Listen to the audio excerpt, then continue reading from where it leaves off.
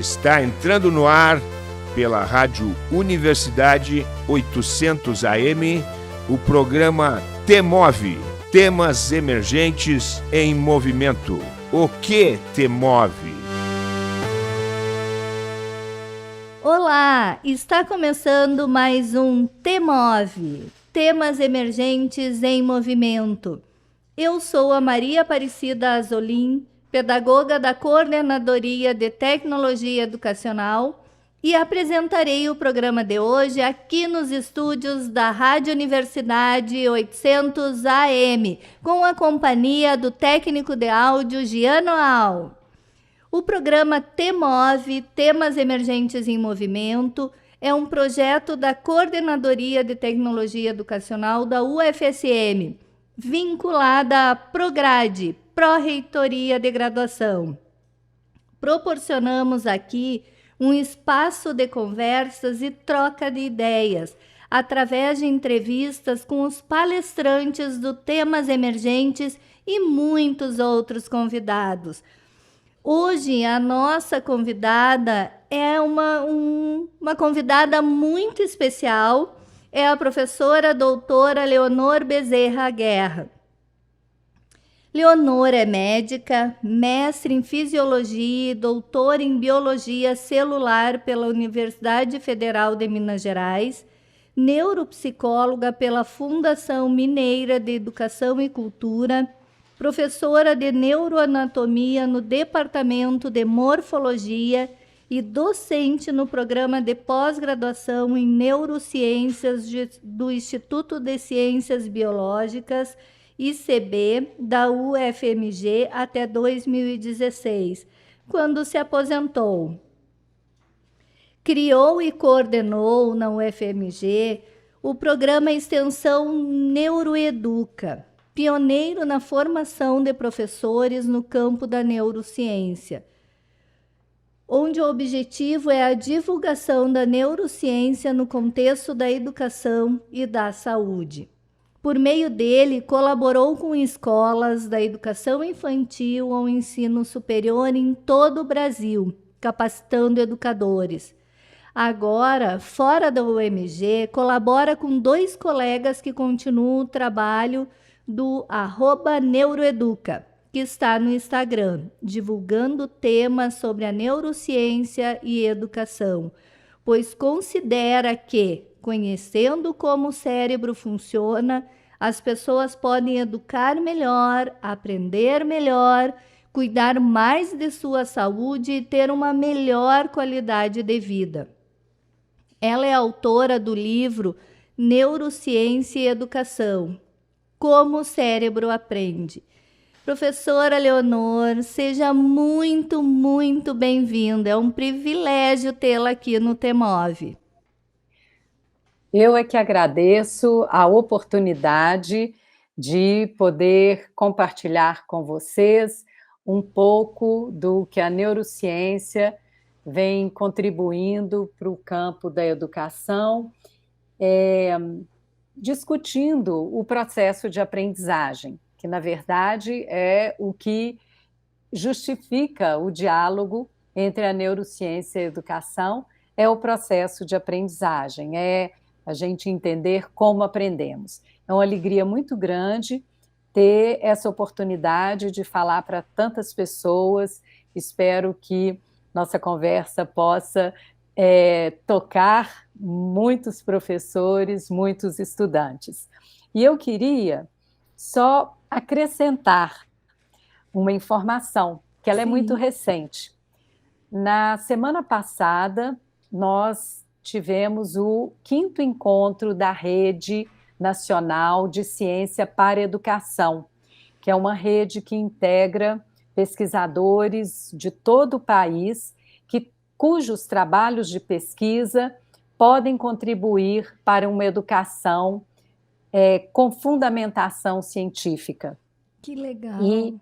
E durante o encontro da rede, nós tivemos a alegria, eu e uma colega minha, pedagoga e pesquisadora do SESI, o nome dela é Ana Luísa Neiva Amaral, nós tivemos a alegria de lançar um livro que foi escrito por nós durante a pandemia, entre janeiro e agosto de 2020, mas que, devido a várias questões relacionadas à pandemia, ele só pôde ser lançado esse ano. E o livro chama Neurociência e Educação, Olhando para o Futuro da Aprendizagem.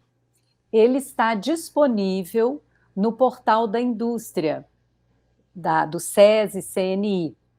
Então, o nosso ouvinte, ele pode procurar no Google, pode digitar Neurociência e Educação, Olhando para o Futuro da Aprendizagem, e se quiser pode acrescentar SESI, mas nem precisa, e aí o leitor pode ter acesso gratuito ao livro.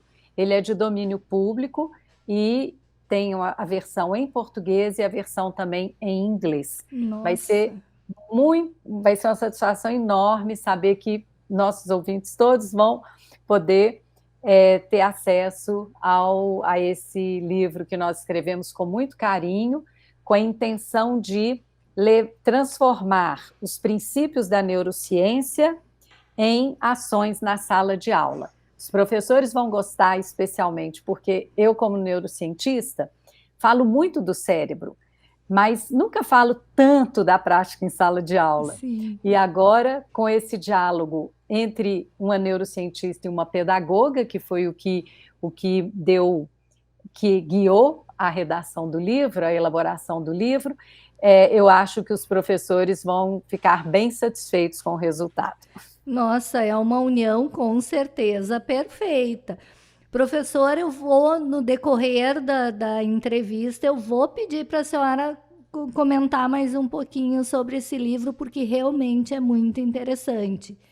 Mas tem uma pergunta que é o que dá título ao nosso programa e que é uma característica do TEMOVE.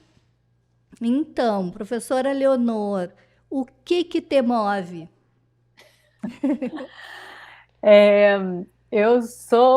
Eu fico até emocionada com a pergunta. Eu não estava preparada para ela. Você me pegou de surpresa. O que me move é a paixão pela formação das pessoas, pelo desenvolvimento do ser humano.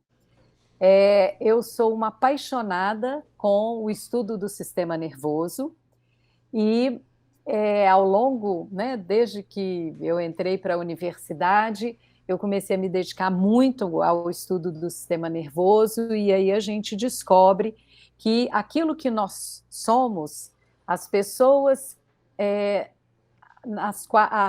que nos tornamos ao longo da vida, ou seja, desde lá a concepção, intraútero, durante a primeira infância, adolescência, como adulto, idoso, todo esse ciclo do desenvolvimento humano, ele depende de toda a nossa biologia, mas é do sistema nervoso que emerge todo o nosso comportamento.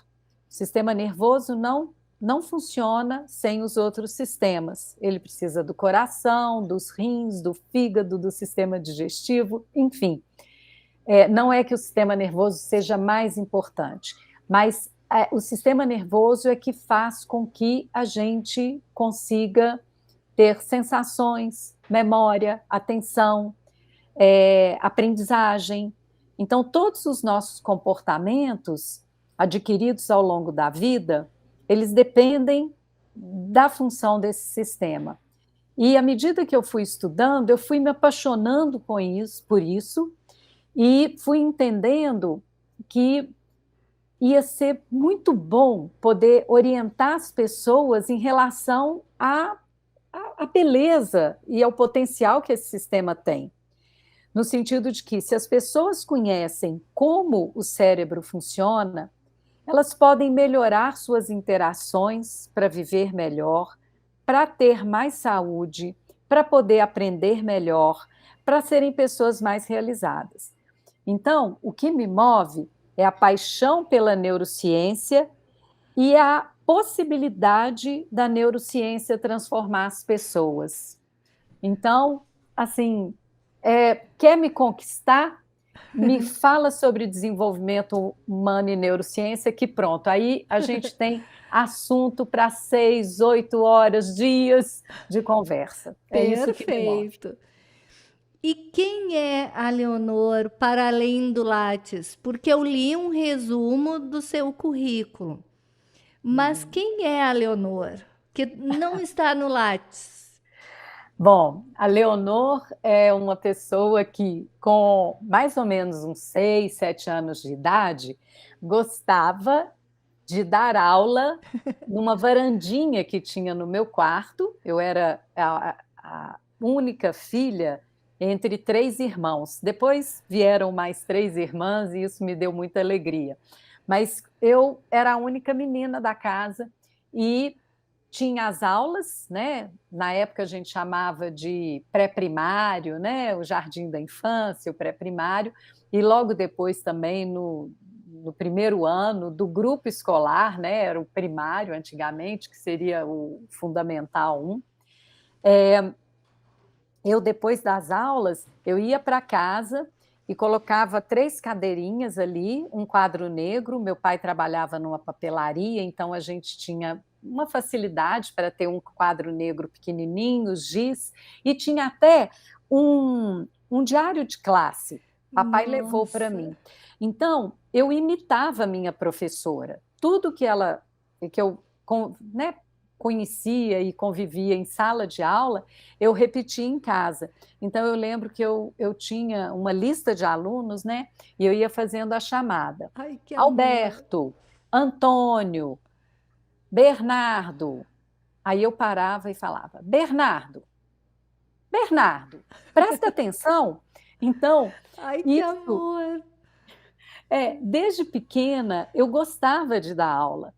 E quando eu, né, continuei fazendo, né, toda a minha vida escolar, e ao ter que decidir entre fazer qual seria o curso superior que eu iria seguir, eu fiquei muito na dúvida entre biologia, medicina, odontologia, e, na verdade, eu nem sei se eu fiquei muito na dúvida. Eu queria fazer ciências biológicas, porque eu queria dar aula e explicar melhor a biologia para as pessoas. Mas, como eu era muito boa aluna, a escola onde eu estudei queria muito que eu fizesse vestibular para um curso, né, mais importante, como medicina, odontologia. Então, eu acabei fazendo odontologia numa faculdade, assim, fazendo o vestibular para poder satisfazer a escola, e aí fiz na Universidade Federal Ciências Biológicas, querendo ser professora. Mas no meio do caminho das ciências biológicas, a odontologia eu nem segui, nem me matriculei. Mas querendo ser professora, lá nas ciências biológicas, eu estava querendo estudar mais e mais sobre o ser humano. E aí acabei fazendo vestibular novamente para medicina e passei em medicina, e à medida que o curso foi transcorrendo, eu fui me apaixonando pela relação entre a saúde e a forma como a gente vive, e isso dependia do sistema nervoso, né? Então eu já comecei a ficar apaixonada com esse assunto. Me formei em medicina, mas nunca exerci. Acabei me tornando professora na Universidade Federal e segui minha carreira acadêmica dedicada à neurociência, e mais no meio da minha carreira eu larguei a bancada, a pesquisa, com ratos camundongos, que era o que eu fazia, e passei a me dedicar a essa divulgação científica de neurociência no contexto da aprendizagem. Mas, além de ser essa menina que era louca para ser professora, eu sou fascinada com viagem, com caminhada, com exercício físico, adoro comer uma comida gostosa, né? Ai. Aprecio muito vinhos. Meu marido é enófilo, ele gosta muito de vinhos, então eu gosto de vinhos. Adoro música, cinema. Tenho um filho de 32 anos, que também, quando ele era pequeno, ele falou assim, eu perguntei, o que você quer ser quando crescer? Ele disse, eu quero ser motorista de táxi. Aí eu perguntei, mas por que você quer ser motorista de táxi? para levar as pessoas onde elas quiserem, Ai, né? que lindo! E eu penso que ele faz isso hoje em dia. Ele é formado em direito, mas ele trabalha na área de educação também. Então, eu sou casada pela segunda vez, sou muito feliz, adoro, né, me relacionar com as pessoas, e é isso. Eu gosto, agora, minhas paixões são neurociência, exercício físico e viagem. Perfeito. Concordo assim, ó. E a parte do vinho também. Muito bom. Com moderação, Com sempre. Com moderação, moderação, com sempre. certeza. Professora, quais são as contribuições que a neurociência pode ajudar nesse processo de ensino e aprendizagem, lá na educação básica, lá na escola? Bom, a neurociência, ela apareceu agora nos últimos 20 anos, né, como uma palavra muito poderosa. Todo mundo fala, quando se fala em neuro, né, as pessoas até usam algumas expressões: neurodireito, neuromarketing, neuroeconomia, neuroeducação, enfim, todo mundo quer ter a palavra neuro associada àquilo que ela faz. Mas, na verdade, a neurociência, ela apareceu mais recentemente porque o conhecimento sobre o sistema nervoso, sobre como o cérebro funciona, como é que ocorrem as funções mentais no sistema nervoso, isso só foi possível depois que os pesquisadores desenvolveram os sistemas de neuroimagem, né? A possibilidade de você avaliar a atividade cerebral por meio de imagens. Várias outras técnicas são importantes para a gente estudar o comportamento humano, mas faltava a possibilidade de você visualizar que áreas cerebrais estavam funcionando quando você realizava um comportamento ou outro. Então, esse conhecimento de como a gente funciona do ponto de vista mental, embora a gente ainda tenha muita coisa para descobrir, porque a gente não conhece tudo, né? O conhecimento que nós adquirimos nos últimos 20 anos, ele abriu várias, assim, novas perspectivas para qualquer área do conhecimento que lide com comportamento. Então, o publicitário lida com comportamento humano, o economista também, o arquiteto também, porque quando a pessoa escolhe o que vai querer para sua casa, ela está querendo algo que dê conforto, que ela fique feliz, que ela realize as atividades dela. Então, o cinema lida com comportamento humano, então, em várias áreas do conhecimento, é importante ou seria proveitoso o profissional entender como o cérebro funciona, especialmente na educação. Porque quem educa ajuda a formar o cérebro das pessoas e, portanto, ajuda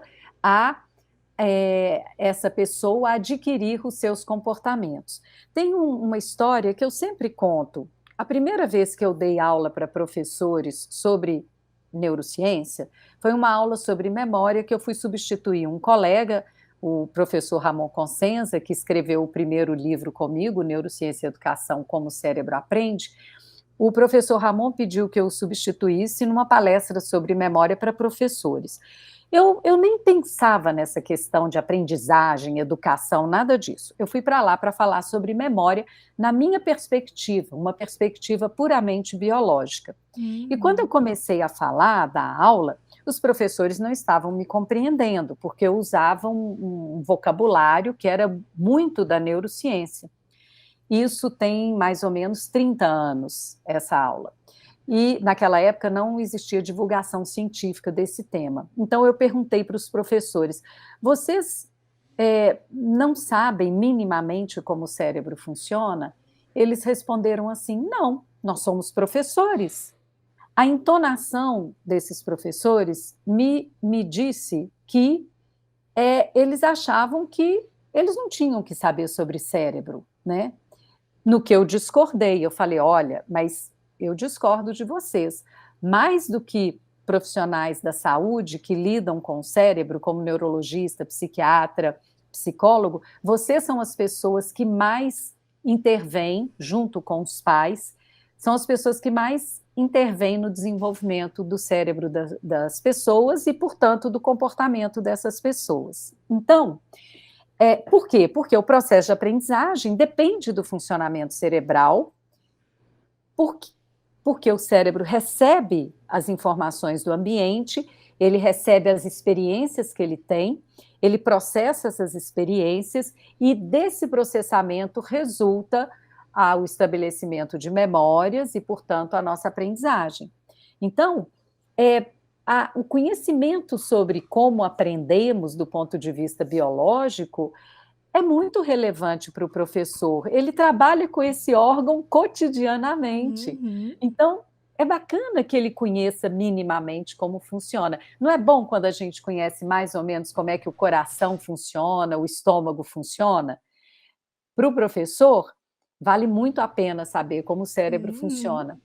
E aí, conhecendo o funcionamento cerebral, você entende por que algumas estratégias pedagógicas funcionam mais do que outras.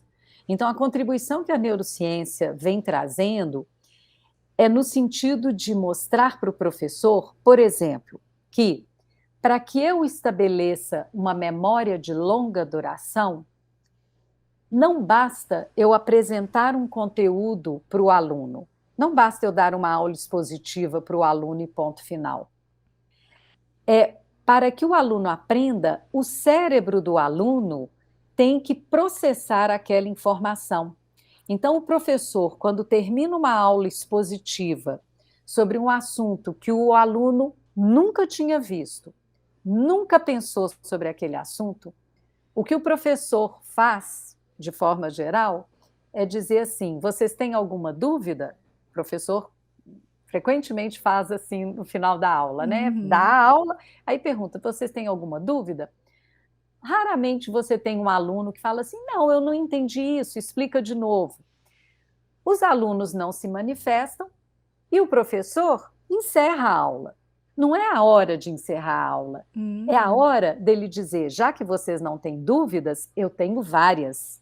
E aí, ele começar a dar perguntas para os alunos. Por quê?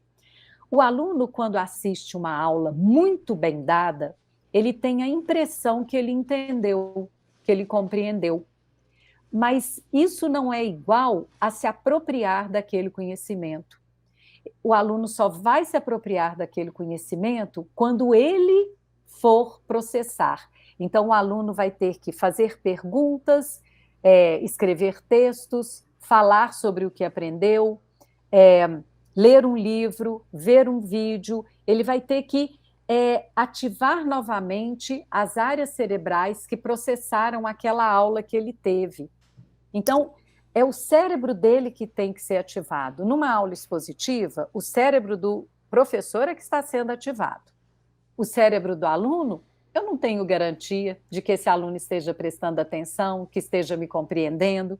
Então, pode ser que não esteja funcionando de jeito nenhum. Sim. Então, o professor precisa dar tarefas, perguntas, desafios para o aluno, para que o aluno ative o cérebro dele para pensar sobre aquilo que foi exposto. A senhora falando, eu lembrei de uma frase do Rubem Alves, educador e psicanalista. Ele dizia que as escolas existem não para ensinar as respostas, mas para ensinar as perguntas. As respostas permitem andar sobre a terra firme, mas somente as perguntas nos permitem entrar pelo mar desconhecido. Exatamente, exatamente. Uma aula, nós temos alguns dados de estudos de neurociência que mostram que a aula dialogada, quando o professor faz perguntas, o aluno responde, às vezes a resposta não está perfeita, aí o professor faz outra pergunta para incitar, estimular uma dúvida no aluno, aí o aluno conversa com ele perguntando ou dando outra resposta. A neurociência tem mostrado que essa aula dialogada, ela é muito mais efetiva para a aprendizagem do que uma aula apenas expositiva. É no diálogo que o aluno vai ter a oportunidade de pensar sobre aquilo que o professor está distribuindo, compartilhando com ele. E os estudos mostram que a atividade cerebral do aluno, nessa condição, ela é bem diferente da atividade cerebral do aluno escutando a aula passivamente. Então, você provocar o aluno a ter perguntas é sinal de que, quando a pessoa pergunta, é porque ela teve uma dúvida. Se ela teve uma dúvida, ela processou a sua ideia. Você não tem dúvidas sem processar alguma ideia, né? Ou sem estar curioso. Aliás, curiosidade é um grande estímulo à motivação. A curiosidade motiva muito o aluno a se envolver com o processo de aprendizagem. Então, a aula dialogada é melhor do que uma aula expositiva. Mas eu posso dar uma aula expositiva, desde que eu tenha provocado os alunos para o assunto que eu vou apresentar. Como é que eu provoco? Pedindo aos alunos que leiam texto anteriormente, vejam vídeo, elabore perguntas, verifique quais as dúvidas que eles têm. Então, se o aluno chegar preparado, motivado, curioso em relação ao tema que será apresentado, a aula vai ter um efeito muito maior. Perfeito. Prof, a nossa conversa está assim, ó, fantástica, mas eu vou ter que chamar um intervalo, mas rapidinho nós voltamos.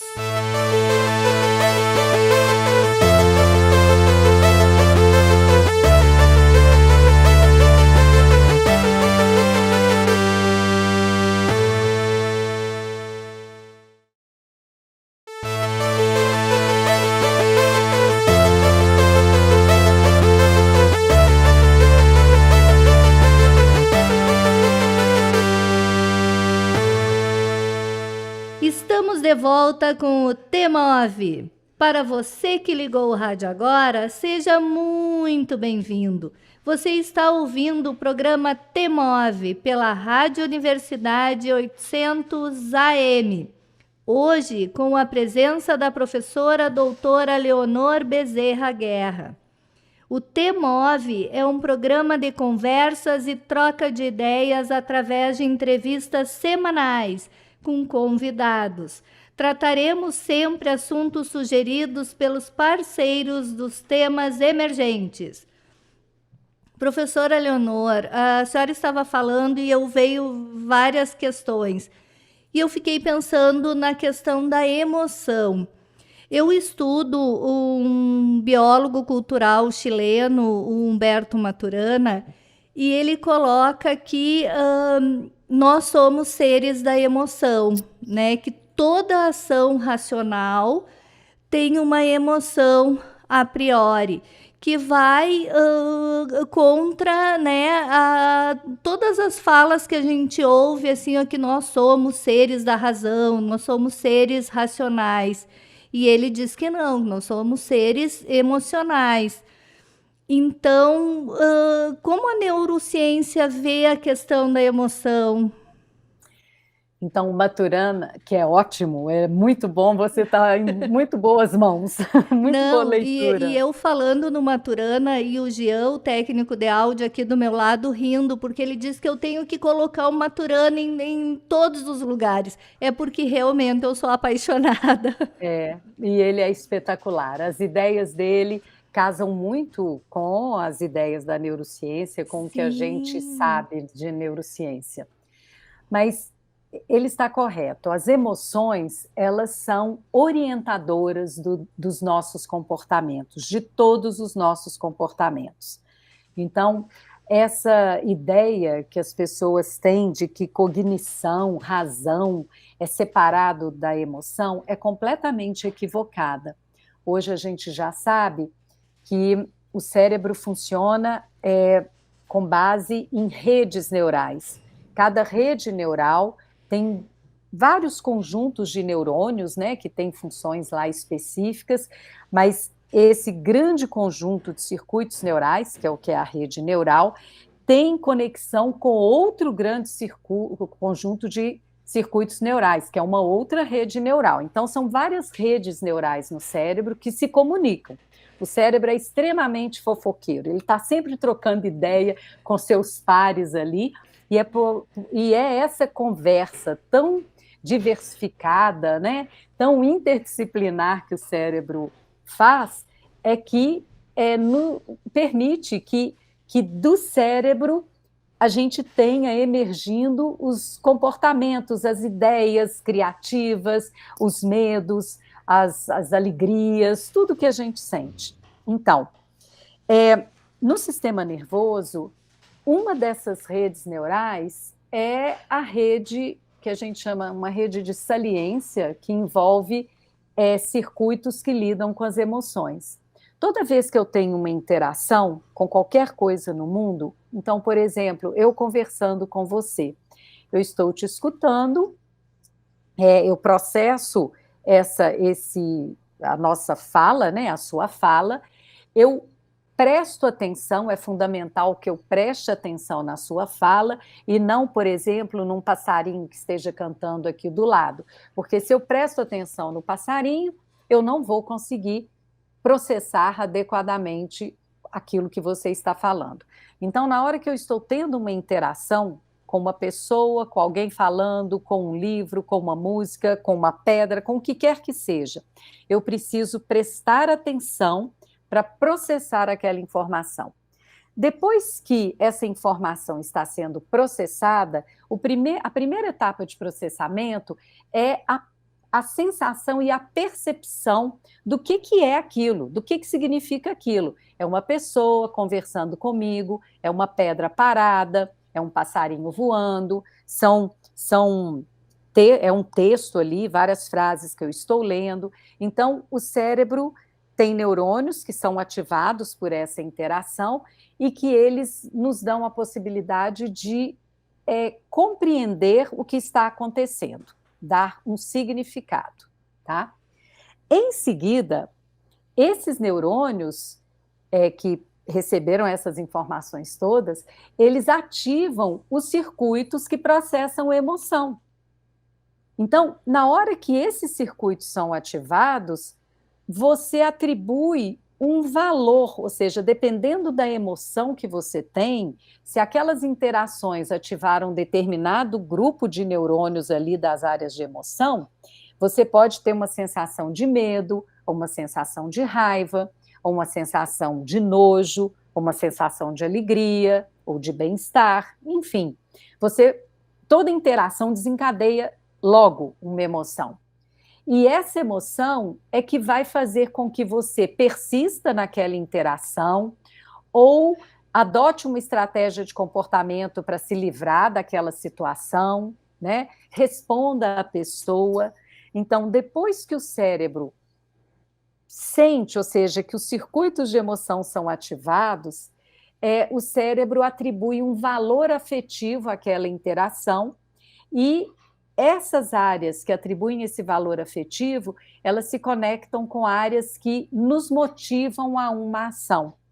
Então, se essa emoção te motiva, as áreas de motivação vão acionar áreas que elaboram estratégias de comportamento e você vai executar uma determinada ação.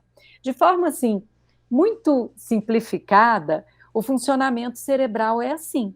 Eu dou um significado, atribuo um valor afetivo, verifico se aquilo tem sentido para mim ou não, né? Não quer dizer que é só coisa boa, não. Eu posso ter, por exemplo, que escalar uma montanha muito alta, que eu vou ficar muito cansada, etc. Mas é um objetivo meu escalar a montanha. Então, apesar de toda a dor que eu posso sentir no aspecto físico, isso me motiva, porque eu tenho um objetivo a alcançar, então eu me dedico àquilo.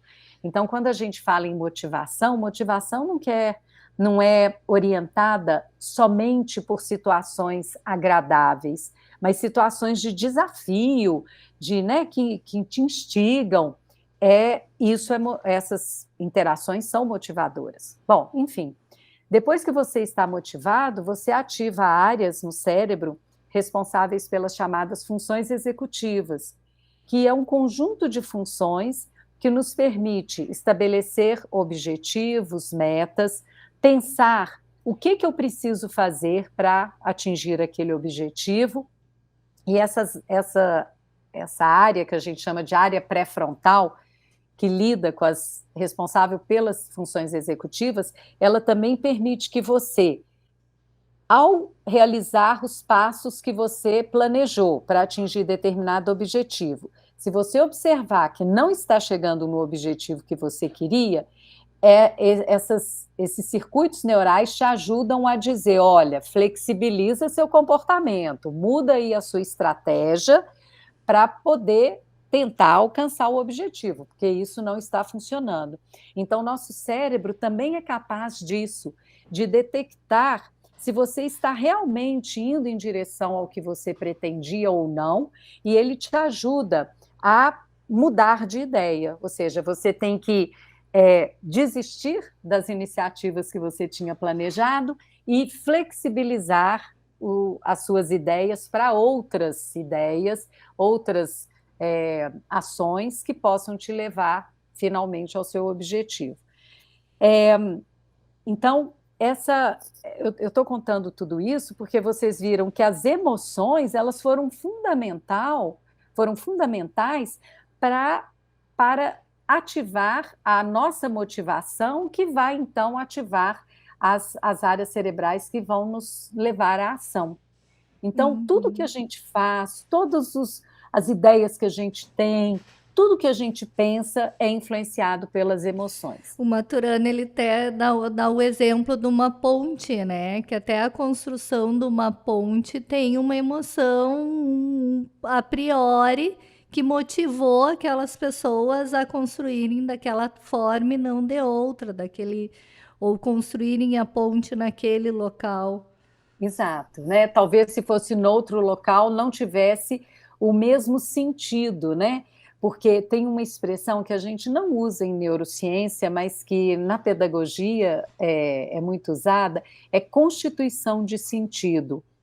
Então, por exemplo, eu estou tendo uma aula de matemática, por exemplo, e o professor está lá falando, explicando as coisas, e uma coisa é eu compreender o que o professor está falando, e outra é eu dar valor àquilo que o professor está falando, né? Eu posso compreender uma ideia e não atribuir valor a ela. Eu acho que aquilo não tem significado para mim, né? Não tem sentido, não constitui sentido para mim, e aí eu não fico motivado. Então, no contexto de aprendizagem, é muito importante os professores ajudarem os alunos a constituir sentido em relação àquilo que eles estão tendo na escola. E o que faz sentido para mim tem que ter relação com a minha vida, com a pessoa que eu sou, né? Eu não posso dar uma aula para um adolescente da mesma forma que eu dou para um aluno de EJA, por exemplo, Perfeito. Ou para um aluno da educação infantil. Porque o universo dessas pessoas, nessas diferentes etapas do ciclo vital, ele é diferente. Uma pessoa idosa sendo alfabetizada, ela já tem um repertório de conhecimento e de experiência da vida que ele precisa ser usado nessa alfabetização, porque aí vai constituir sentido para a pessoa, né? Já lá o adolescente, eu tenho que entender qual que é a vida desse adolescente, o que é que ele gosta, quais são as coisas que ele valoriza, o que é o projeto de vida deles, ou seja, é completamente diferente dessa pessoa que já, né, teve um projeto de vida aí, já idosa, já teve filhos, já trabalhou, etc. A aprendizagem para essa pessoa tem um sentido diferente da aprendizagem que o adolescente vai ter. Professora, mas agora surgiu uma questão. Eu trabalhei com alfabetização de crianças e de adultos. Eu trabalhava à tarde, eu alfabetizava crianças de 6 anos e à noite, numa turma de EJA, alfabetizava adultos. Eu usava metodologia diferente, né? Tanto para as crianças, para os adultos. A metodologia era diferente, não tinha como eu alfabetizar os adultos com historinhas. Eu usava receitas, situações da vivência deles, mas eu percebi que a forma, o processo de aprendizagem, como eles aprendiam, era exatamente igual das crianças. Perfeito. Você, assim, foi no X da questão, Cida. O cérebro processa da mesma forma, mas as memórias que o idoso tem e que vão ajudar a constituir sentido ou não, elas são diferentes. Mas a forma do cérebro processar a aprendizagem, de receber lá, né, as letras, os fonemas, os grafemas, etc., e transformar isso, né, em leitura e escrita, é a mesma. Só que a motivação, a emoção, a constituição de sentido, ela se dá por caminhos que foram construídos de formas distintas no cérebro dessas pessoas, porque o idoso tem uma história de vida e a criança, o adolescente, tem outra naquele momento da vida deles, né? É muito importante que o ouvinte entenda que, à medida que a gente interage com o mundo, que a gente vai vivendo, experimentando, o cérebro vai se reorganizando. As células nervosas, que a gente chama de neurônios, são células sensíveis às informações que entram pelos órgãos do sentido. Então, tato, audição, olfação, agustação, todos os sentidos, são vários sentidos que a gente tem, e eles são capazes de detectar essas energias do mundo e transformar isso numa linguagem que é do neurônio. Então, o neurônio, ele é ativado pelas interações que a gente tem.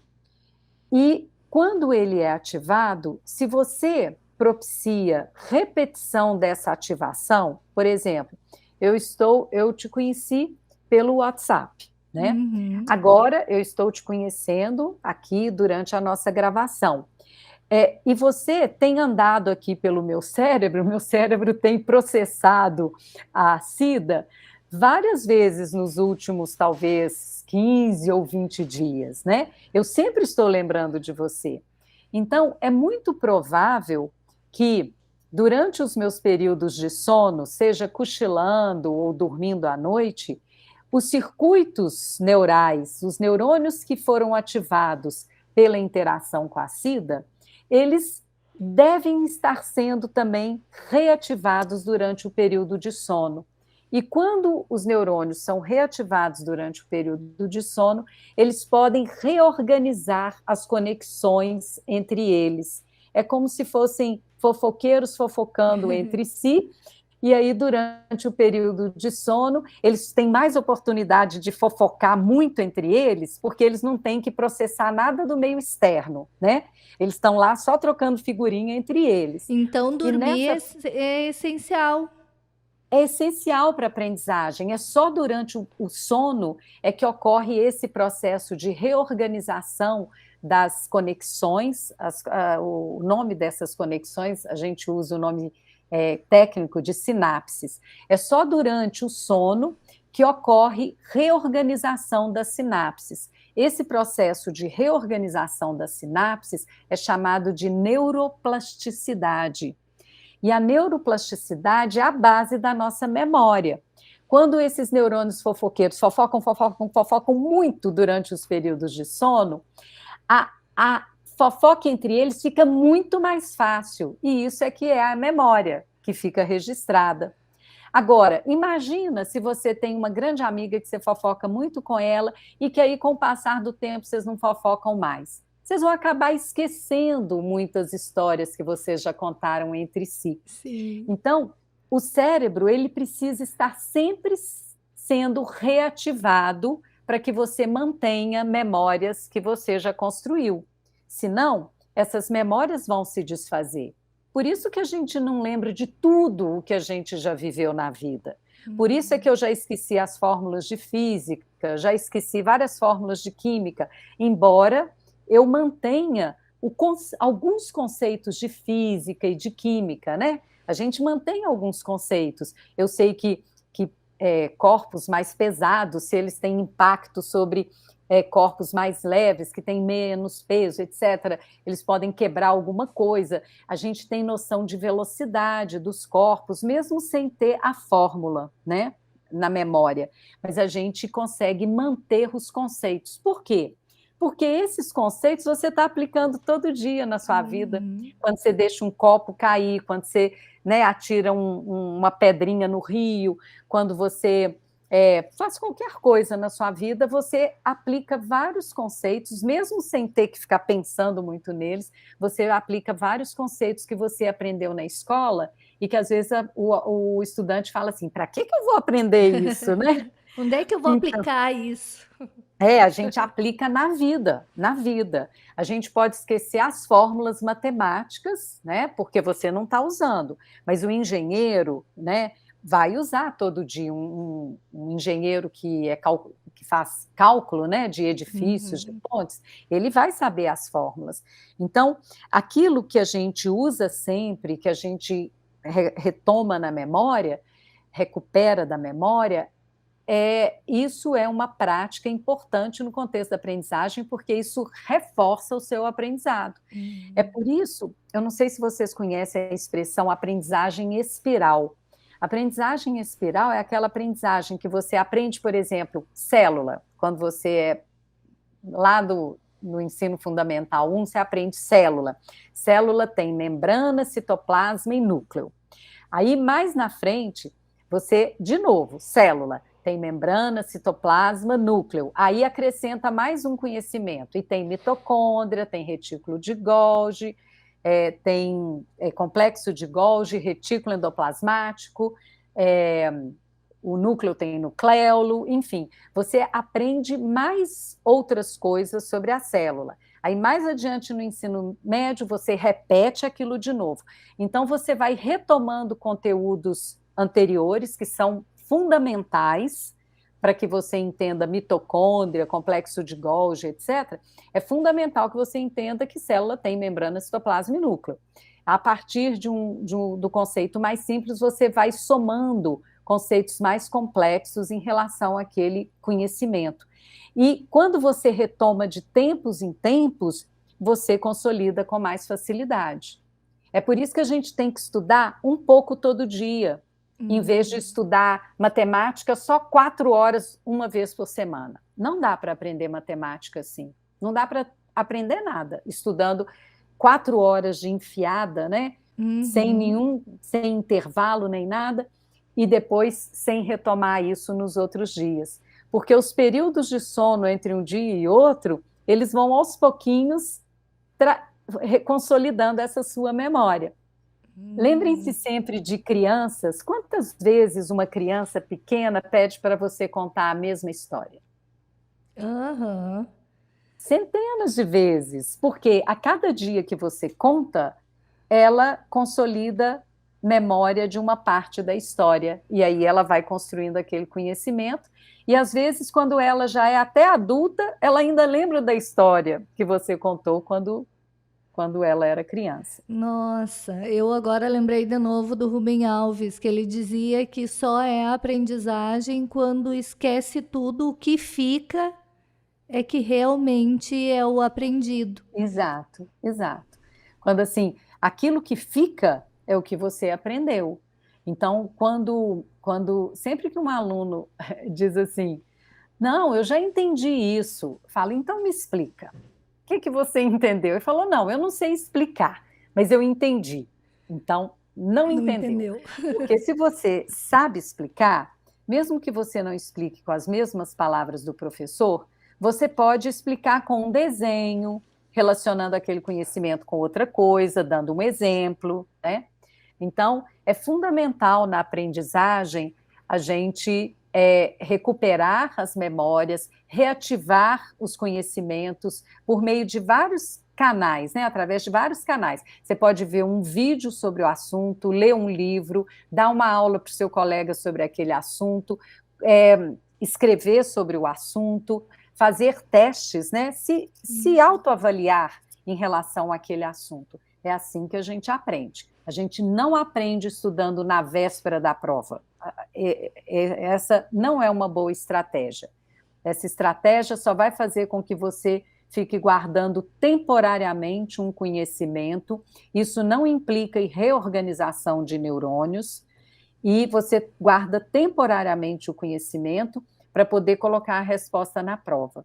Tanto que os alunos nem gostam muito de ficar discutindo os assuntos quando chegam na escola, porque eles falam assim, não, se você me fizer essa pergunta, eu posso me confundir, vou esquecer o que eu estudei, né?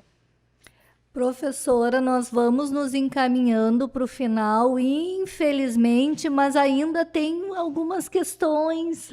Então, diga, que eu vou responder bem objetivamente. Os adolescentes adoram dizer assim, ó, que fazem muitas coisas ao mesmo tempo, que conseguem assoviar e chupar cana ao mesmo tempo, assistir televisão e estudar, ou é possível, nós como seres humanos, é possível focar em várias coisas ao mesmo tempo? Ser multitarefa? Não, nós não somos, o ser humano não é multitarefa.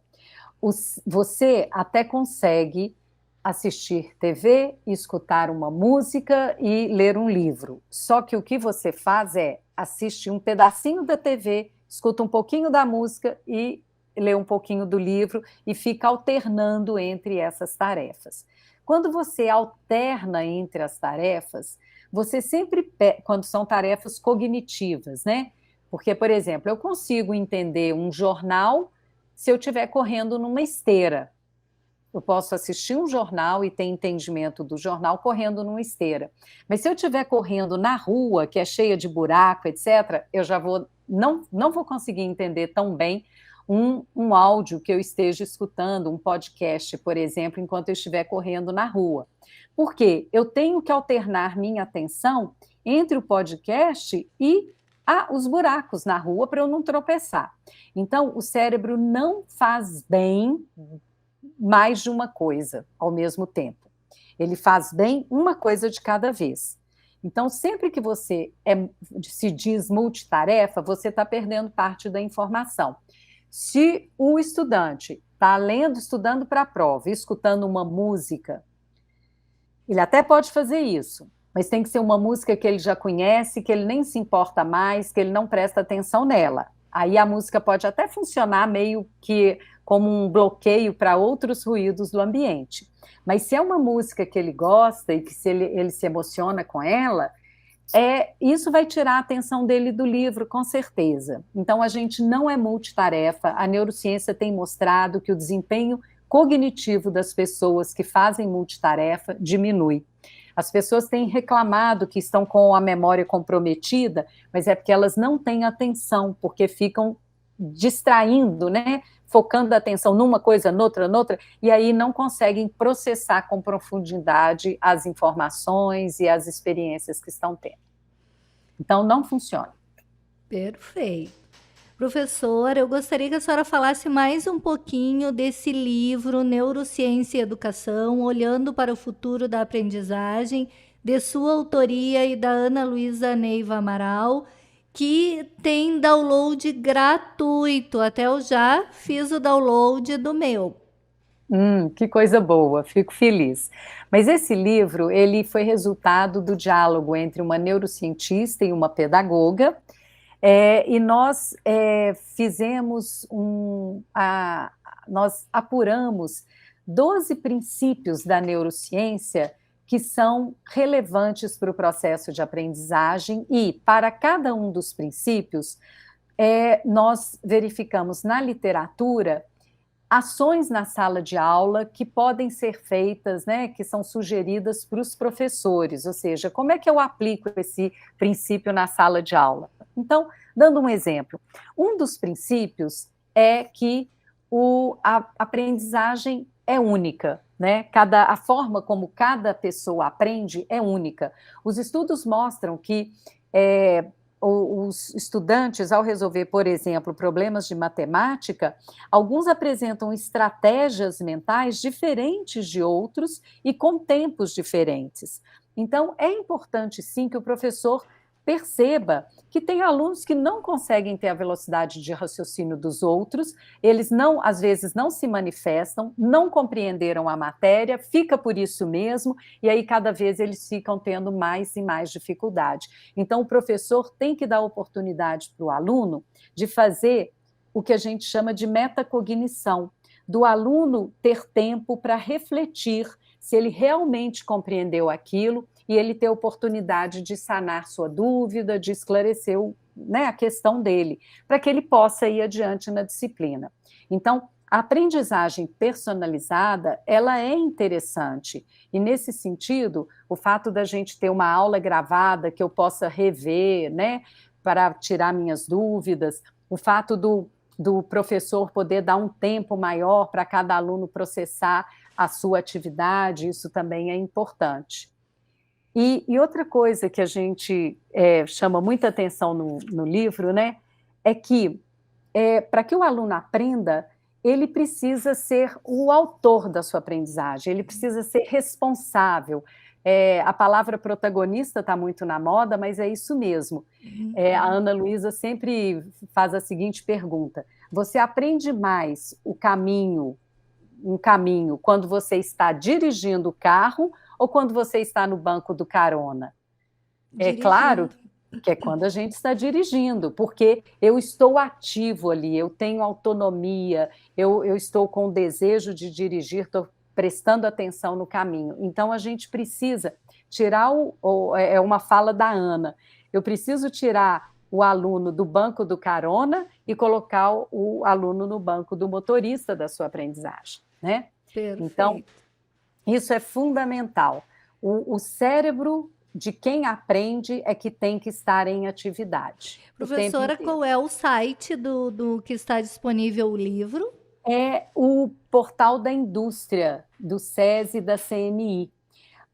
Eu não tenho aqui à mão o site específico, o nome do site, mas se as pessoas digitarem no Google Neurociência e Educação, olhando para o futuro da aprendizagem, e SESI, nem precisa do SESI, vocês vão conseguir ter acesso ao livro e fazer o download dele. Eu fiz exatamente assim, não coloquei o SESI, coloquei o nome do livro e aparece ali bem fácil, bem rápido de fazer o download. E vale realmente muito a pena, muito interessante. Professora Leonor, infelizmente o nosso tempo está acabando, mas eu gostaria que a senhora deixasse uma mensagem aos nossos ouvintes em 1 minuto. Ok. Bom, eu agradeço a oportunidade e espero que vocês acessem o livro, procurem entender como o cérebro funciona, quais são os princípios que a neurociência traz para inspirar o professor na sua prática, vejam as sugestões de ações para a sala de aula, e eu queria muito que vocês divulgassem esse livro, tanto para os professores que estão na ativa em sala de aula já, então como uma forma de formação continuada, mas principalmente para os cursos de licenciatura, incluindo a pedagogia. Nós precisamos agregar, adicionar à matriz curricular dos cursos de pedagogia e de licenciatura o conhecimento sobre o funcionamento cerebral, sobre como o indivíduo pensa, como ele processa a atenção, as funções executivas. A Rede Nacional de Ciência para a Educação, não deixem de acessar o site da rede CPE, é só colocar Rede Nacional de Ciência para a Educação. Ela tem muitos materiais importantes para os professores. A rede existe para atender os professores, são pesquisadores que se unem, produzem pesquisa para fazer uma educação baseada em ciência. Então, é isso que eu desejo. Vamos melhorar a educação no Brasil com a educação baseada em ciência. Perfeito, professor Leonor. Muito, muito obrigada de tê-la aqui conosco. Realmente, eu acho que eu precisava de 6 a 8 horas conversando com a senhora. 1 hora foi muito pouco. Nós teremos outras oportunidades. Muito obrigada. Com certeza. Agradecemos a participação da professora doutora Leonor Bezerra Guerra e o TEMOV vai ficando por aqui. Eu sou a pedagoga da CTE, Maria Aparecida Zolim, e apresentei o programa de hoje. O nosso programa conta com a produção da comunicadora social Luísa Peixoto e da diretora da CTE, Lisiane Miller. Trabalhos técnicos de Giano Al e direção de rádio de Jonathan Ferreira. Você pode ouvir novamente essa e as outras edições do nosso programa no YouTube. Acesse lá youtube.com/capacitação digital UFSM, sem o tio e sem o cedilha. Se inscreva no nosso canal, curta, compartilhe. Nós estaremos de volta na próxima semana falando sobre os temas emergentes em movimento, aqui pelos estúdios da Rádio Universidade 800 AM. Que cada um de vocês tenha uma semana leve e feliz. Obrigada pela sua audiência. Até semana que vem.